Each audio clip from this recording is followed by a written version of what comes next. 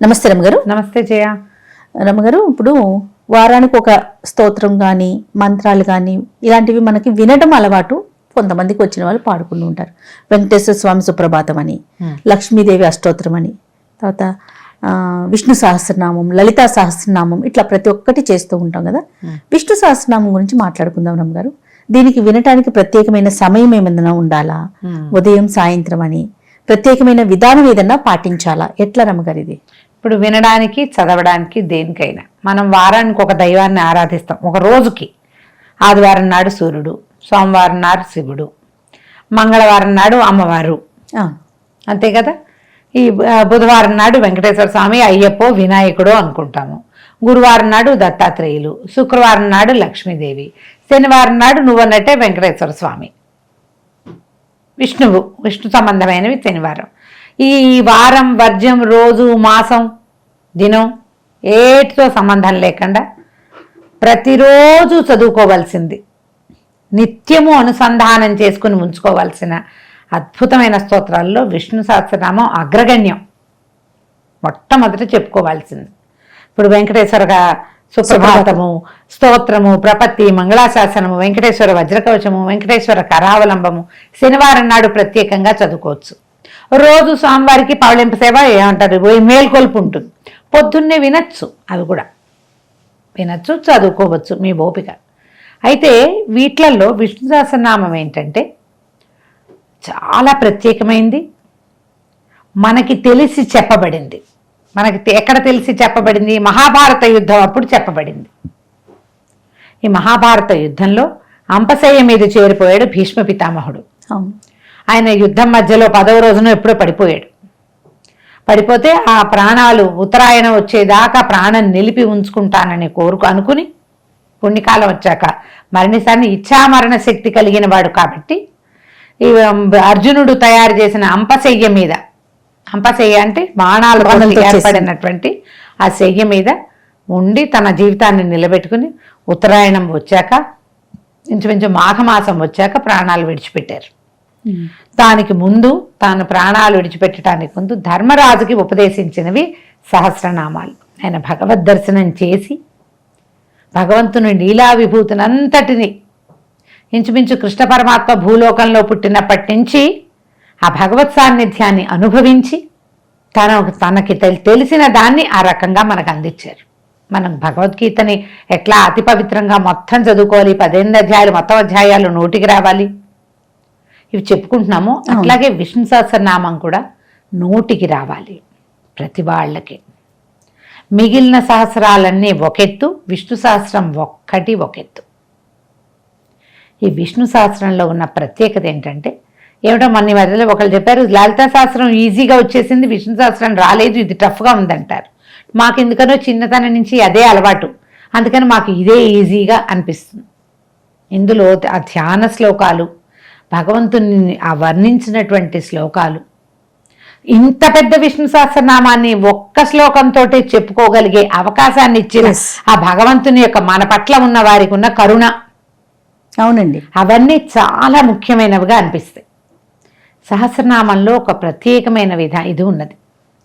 మీరు ఒక్క 3 నెలల పాటు 40 రోజులు మొదలు 40 days అయినా లేదా 3 months పాటు రోజు చదవండి. ప్రతిరోజు మానేయద్దు, ఒక్క రోజు కూడా మానద్దు. ఒకవేళ మీకు చదివే పరిస్థితి లేకపోతే ఇంట్లో వినండి. దాంతోపాటు మీరు చదివే స్థితి లేకపోతే వినచ్చు. మగవాళ్ళైతే చదవగలుగుతారు. ఈ 3 నెలల పాటు, 40 రోజుల పాటు లేదా 3 నెలల పాటు మొత్తం వింటే మీ జీవితంలో ఎలాంటి మార్పు వస్తుందో మీకు తెలుస్తుంది. మీకు ఆరోగ్యంలో మార్పు వచ్చేస్తుంది, మానసిక స్థితిలో మార్పు వస్తుంది, మీ స్టెబిలిటీలో మార్పు వచ్చేస్తుంది, స్థిరత్వం వచ్చేస్తుంది మనుషులకి. మీ పరిస్థితులు, మీ గ్రహస్థితులు, మానసిక స్థితులు మారుతాయి. ఓకే, వినవలసిన సమయం రమగారు ఉదయం చాలా మంచిది, సాయంకాలం అయినా కూడా మంచిదే. మీరు వినడానికి ఉందమ్మా రోజంతా పెట్టుకోవచ్చు. చదువుకోవడానికి నియమం కావాలి. ఇప్పుడు నియమం కావాలా అంటే ఏదో విపత్కర పరిస్థితి, ఎక్కడో ఉన్నాం, ప్రమాదంలో ఉన్నాం, హాస్పిటల్లో ఉన్నాం, నిద్ర పట్టట్లేదు, ఏదో ఒక ఇబ్బందికరమైన స్థితి ఉంది, సహస్రనామం చదువుకుంటే ధైర్యంగా ఉంటుంది. అప్పుడు ఏం చేస్తాం, కాస్త కాలు చేతులు కడుక్కుని నెత్తి మీద అపవిత్ర పవిత్రోవా సర్వావస్థాంగతోపివా యస్మరేత్ పుండరీకాక్షం స బాహ్యాభ్యంతర శుచి. ఈ శ్లోకం చెప్పుకుని పుండరీకాక్ష అనుకుంటే మనం బాహ్యము ఆభ్యంతరము లోపల బయట కూడా శుభ్రపడతామని, స్నానపానాదులు చేయకపోయినా విపత్కర పరిస్థితుల్లో ఏ స్తోత్రాన్నైనా అనుసంధానం చేసుకోవచ్చని పెద్దవాళ్ళు చెప్తారు. అంతేగాని నువ్వు ప్రతిసారి ఇదే వబలమిస్తానని కాదు. నువ్వు చెయ్యలేని స్థితి ఉన్నప్పుడు శుభ్రంగా స్నానం చేయటం, ఇల్లు బాకిలి శుభ్రంగా ఉండటం, ఓ దీపారాధన చేసుకోవటం, కుదురుగా కూర్చుని ఒకచోట పుస్తకాన్ని ఇట్లా ఒళ్ళో పెట్టుకోకుండా ఓ చిన్న వ్యాసపీఠం లాంటిదో ఎదురుగుండా ఒక బల్ల ఉంటే బల్ల మీద పెట్టుకోవటం, ఆ వ్యాసపీఠం పెట్టుకుంటాంగా మనం, దాని మీదైనా పెట్టుకుని చూసుకుని చదువుకోవటం. మీకు కాలక్రమాన నోటికి వచ్చేసింది అనుకో, కూర్చుని చదివితే మంచిది. ఆడవాళ్ళు ఇంట్లో గబగబా పనులు అవి చేసుకుని బయటికి పరిగెత్తాలి, స్తోత్రం చదువుకుంటారు. పని చేస్తూ చదువుకోండి. చదువుకుంటూ మధ్యలో ఫోన్లు మాట్లాడద్దు. కొన్ని నియమాలు ఉంచుకోండి. మీకు మాట్లాడద్దు, ఫోన్లో మాట్లాడద్దు. పని చేసుకుంటున్నా పర్వాలా, మాట్లాడకుండా ఉండి 10 నిమిషాలు పడుతుందమ్మా చకచకా చదివితే 10 నిమిషాలు అటెంటివ్గా ఉండండి. కూర్చుని చదివారా మహత్తరంగా ఉంటుంది, మీకు ఎంతో బాగుంటుంది. సులువుగా నేర్చుకునే విధానం ఎవరికైనా ఇది కావాలి. నేనైతే ఎంఎస్ సుబ్బలక్ష్మి గారిని తూచా తప్పకుండా పాటించాలని భావిస్తా. అందులో కూడా తప్పులున్నాయని మొన్న ఎవరో అన్నారు. మహానుభావ మీకు ఒక నమస్కారం, మాకందరికీ ఆవిడే ఆరాధ్య దైవం అని చెప్పాను నేను. ఉంటే ఉన్నాయి, లేవు ఉంటే ఉండుండొచ్చు. మనకి దొరికేంత రకంవి ఏమీ లేవు అక్కడ.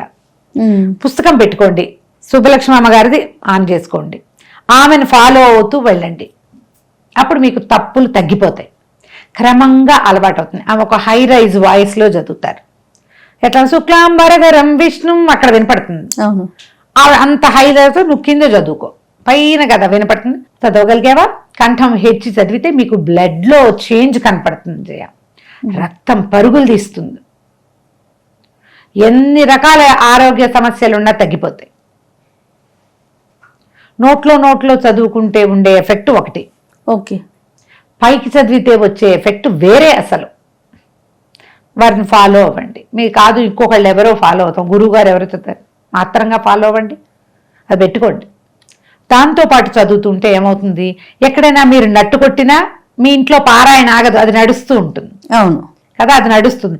ఎక్కడ నట్టు కొట్టారో అక్కడ ఆగి తర్వాతకి వెళ్ళండి. రెండో రోజు ఆ నట్టు కొట్టకుండా ఉంటారు మీరు. ఒక 15-20 రోజులు వాటితో ఫాలో అయ్యి వెళ్తే ఆటోమేటిక్గా. లేదా ఎవరైనా నా బొట్టి వాళ్ళు దొరికారనుకోండి చెప్పేవాళ్ళు, ఓల్డ్ అంత మంది ఉన్నారమ్మా. కాకపోతే మీలాగానే నేర్చుకున్న వాళ్ళు కాకుండా సంస్కృతం మీకు వచ్చిందని అందరికీ వస్తుందా లాంటివి దయచేసి అడగండి. సంస్కృతం వచ్చిన వాళ్ళు భారతదేశంలో కోకొల్లలుగా ఉన్నారు, కోకొల్లలు. నేను మీతో మాట్లాడుతున్నాను కాబట్టి నా సంగతి మీకు తెలుసు. అవును. ఇప్పుడు మాట్లాడని వాళ్ళు ఎంతమంది లేరమ్మా? తెలుగు టీచర్లు, సంస్కృత టీచర్లు లేరు, ఊళ్ళో అర్చకులు ఉండరు, మీ ఊళ్ళో పురోహితులు ఉండరు, ఉంటారు కదా. చక్కగా వాళ్ళ దగ్గర నేర్చుకోండి. సుబ్బలక్ష్మి అమ్మని కనుక ఫాలో అయితే మన జన్మ చరితార్థం అయిపోతుంది. నన్ను అడిగితే చాలా సులువు కూడా. మనం ఎవరిని అడగక్కర్లేదుగా, తూచా తప్పకుండా వెళ్ళండి, ఆమెతో పాటు జామని వెళ్ళిపోతారు. నేర్చుకోండి. ఓకే. ఎవరినైనా ప్రత్యక్ష గురువుని పెట్టుకోవచ్చు, లేదా ఆన్లైన్ గురువునైనా ఫాలో కావచ్చు. నేర్చుకుని చదివి చూడండి. కొద్ది కొద్దిగా నేర్చుకోండి. ఈజీ మెథడ్ నేను చెప్తాను జయ. ముందు శ్లోకాలు ఈ పేపర్ పెట్టుకుని మీరు పని చేసేటప్పుడు ఒక శ్లోకం పట్టుకుని దాన్ని రటనగా 10 సార్లు 8 సార్లు చదవండి. నోటికొస్తుంది. ఒక్కొక్క శ్లోకం నేర్చుకోవచ్చు. ఈ లైన్ అంతా నేర్చేసుకుని రేపే పారాయణ చేసేసి ఎల్లుండే మనకి ప్రయోజనం రావాలని అనుకోకండి. ముందు నేర్చుకోవాలనుకోండి. పుస్తకం చూసి చదివితే వచ్చినట్టు మాత్రం కాదు.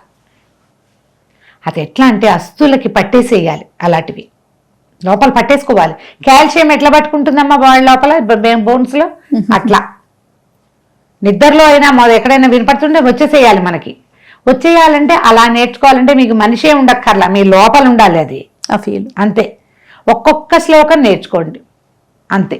ఈ విష్ణు సహస్రనామంతో పాటు లక్ష్మీ అష్టోత్తరాన్ని కలిపి చదువుతారు, ఇది మంచిది. లక్ష్మీ అష్టోత్తరం చదువుకుని దాంతోపాటు విష్ణు సహస్రనామం చదివితే అమ్మవారు నిత్యానపాయని గనక ఆమెను స్మరించిన వెంటనే ఆయన్ని కూడా స్మరిస్తే ఆమె సంతోషించి మనకి ఐశ్వర్యం సౌభాగ్యం లభిస్తాయని చెప్తారు. ఏవో ఉంటాయి మనకి, కోట్లు వచ్చి పడిపో, మనకు కావలసినంత వచ్చినా చాలు, సరిపోతుంది కదా. ఈ శ్రద్ధ వహించండి. ఒకవేళ ఏదైనా పని రాలేదు, అంతా చదవలేకపోతున్నాం, ఎక్కడో పరిస్థితి బాగుండలేదు, ఈ ఏక శ్లోకం చెప్పబడింది కదా, శ్రీరామ రామేతి, ఆ ఒక్క శ్లోకానైనా ఎక్కువ సార్లు చదవండి. మీ పుట్టినరోజు నాడు, మీ పెళ్లి రోజు నాడు, మీ జన్మ నక్షత్రం ప్రతి నెల వస్తుంది కదా, నక్షత్రం తెలిస్తే నక్షత్రం వచ్చిన రోజు ఆ రోజున ప్రత్యేకంగా పారాయణ చేసుకోండి. తర్వాత పర్వదినాల్లో అన్ని ఎన్నో ఉన్నాయి, ఏకాదశులు 2 ఏకాదశులు వస్తాయి నెలలో, పౌర్ణమి నాడు చక్కగా చదువుకోవచ్చు. వేరే పనులన్నీ ముగించుకోండి, దేవుడి దగ్గర కూర్చొని 10 నుంచి 15 నిమిషాల్లో అయిపోతుంది. వాటితో పాటు చదవండి, క్యాసెట్ పెట్టుకోండి, చదువుకోండి, తప్పులు పోతాయి, నిదానంగా మన వాచాదోషాలు తగ్గిపోతాయి. మీరు చదివి చూడండి, విష్ణు సహస్రనామం చేసేలాంటి చేంజెస్ మనలో మీకు ఒక్క చిత్తశాంతి రావటం, నాకు తృప్తిగా అనిపించడంతో పాటుగా చాలా ప్రయోజనాలు సిద్ధిస్తాయి. తప్పకుండా అండి, ఆలోచించండి, నేర్చుకోండి. తప్పకుండా. నమస్తే. నమస్తే జయ. And for more videos, Please subscribe to iDream. Please subscribe to iDream. Please subscribe iDream. And please subscribe to iDream. For more videos, subscribe to iDream. please like, share and subscribe to the channel. Congratulations, iDream. Subscribe to iDream. Subscribe to iDream. So subscribe to iDream Media. iDream ki iDream team andarki huge congratulations. Please subscribe iDream Media. Please subscribe to iDream. Subscribe iDream. Please subscribe to iDream. iDream అంటే నా కళల channel subscribe చేసుకున్న నోరు తిరుగుతలేదు, మీరైతే గంట గుర్తు కొట్టండి. For more such videos, please subscribe to iDream. Subscribe to iDream. Please subscribe to iDream. Please subscribe iDream Media. Please do subscribe to iDream. Please subscribe to iDream Media. For best entertainment and information, please subscribe iDream. And don't forget to subscribe to iDream.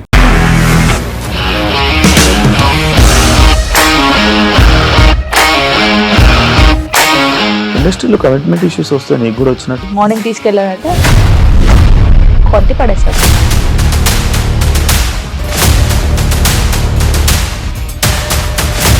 ఒక్కళ్ళు కూడా చూడలేదు ఈ cinema అని చెప్పడానికి కూడా చాలా ధైర్యం కావాలి. అది నిజం కదా, దాంట్లో ధైర్యం ఏంటి? ఇది నెక్స్ట్ డే ప్లేట్ మార్చేస్తే తప్పు కదా. As of now, we are comfortable this అని నేను అనుకుంటున్నాను. రష్మిక గారిది మీది ఒకే ఊరంట కదా. నీకు కోపం వచ్చిందంటే బాగా తిట్టేత్తరా? తిట్టేద్దామండి.